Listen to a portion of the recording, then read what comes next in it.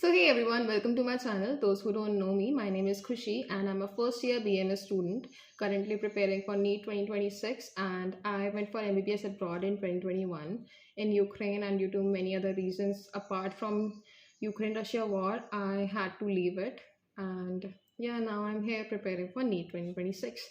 तो अभी हम सब ने देखा कि नीट के लिए हमारी एजुकेशन मिनिस्ट्री ने एक प्रेस कॉन्फ्रेंस रखी थी जहाँ पे उन्होंने कुछ पॉइंट्स बताए हैं। तो देखो, समरी में अगर मैं बताऊं तो उन्होंने ये बोला है कि 4 साल के पेपर को एनालिसिस करा जाएगा और उनके बेसिस पे इस साल का पेपर वो लोग बनाएंगे।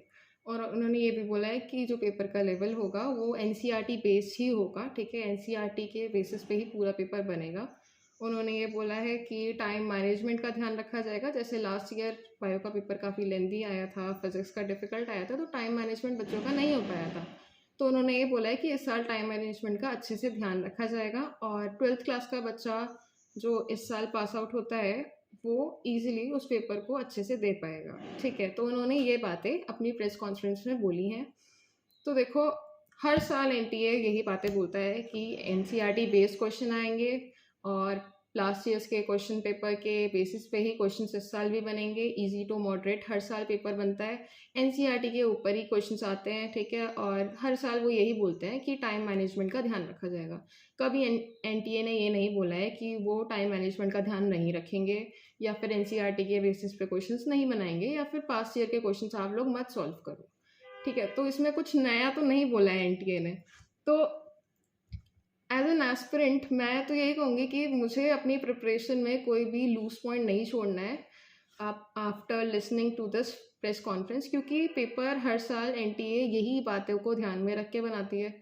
तो हम ये नहीं कह सकते कि इस प्रेस कॉन्फ्रेंस के बाद एनटीए ये बोलना चाह रही है कि पेपर इजी आएगा, और अगर पेपर इजी आएगा तो सबके लिए इजी आएगा, और अगर डिफ़िकल्ट आएगा तो सबके लिए डिफ़िकल्ट आएगा।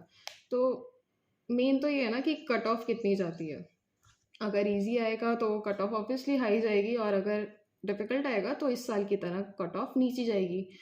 तो एज एन एस्पिरेंट मैं तो यही बोलूँगी कि मेरी जो प्रिपरेशन है उसमें कोई फ़र्क नहीं पड़ने वाला है इस प्रेस कॉन्फ्रेंस के बाद। I will continue to prepare for the worst, ठीक है। और अगर पेपर ईजी आता है तो ये तो बहुत अच्छी बात है, फिर तो मतलब बहुत ईजीली, मतलब हम अगर डिफ़िकल्ट के लिए तैयारी करके जाएंगे तो इजी चीज़ों के लिए हम आसानी से कर लेंगे। It will be a cake for us. तो ठीक है, अच्छी बात है अगर पेपर इजी आता है तो मैं तो बस यही कहूँगी कि अगर आप भी नीट 2026 के लिए प्रिपेयर कर रहे हो तो don't fall for this trap, ठीक है। एनटीए हर साल यही बातें बोलता है, तो इस साल कुछ नया नहीं बोला उन्होंने। और बस आई होप कि लास्ट ईयर की तरह कुछ इतना ख़राब पेपर ना बने और मॉडरेट पेपर बने, ठीक है। और अगर जैसा भी पेपर आएगा सबके लिए सेम ही आएगा।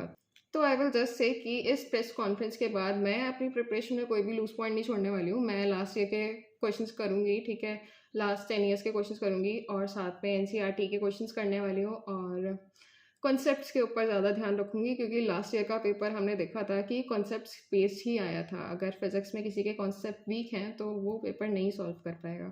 तो I will work on that and I will prepare for the worst. That's it. And if you are preparing, all the best.